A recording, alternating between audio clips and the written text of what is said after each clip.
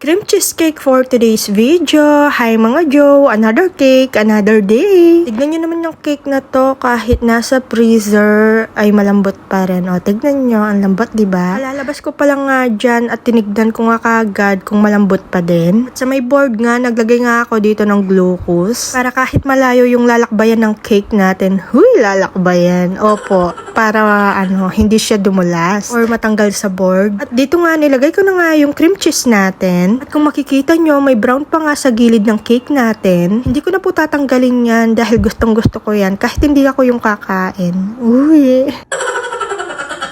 Makikita nyo nga mamaya, hindi nga pantay yung pagkakalagay natin pero okay lang yan dahil hindi naman mahahalata. Naglagay na rin ako dito ng mga dowels to make sure na hindi matutumba yung cake natin. Tapos naglagay na rin ako dito ng cream cheese paikat sa cake natin. O diba yung mga ayaw sa icing ng cake, pwedeng pwede ito sa inyo. Dalawa nga yung ginawa kong ganito, isa sa akin, syempre, at kay Mother Earth. Grabe, alam nyo ba yung ganitong cake na ubos ko siya sa loob ng isang araw? Hindi ko alam kung matakaw ba talaga ako o nasarapan talaga ako. At dahil may almond nga tayo dito, ito na lang yung gagamitin ko. Kapag nag-order kayo nito, pwede kayong pumili kung cheese or almond nga yung ilalagay natin. At alam nyo ba, pwede nga ito sa mga ayaw or hindi mahilig sa cake. Grabe, balik ko yung pera nyo kapag hindi kayo nasarapan. Siyempre joke lang yun. Ano kayo, sinaswerte?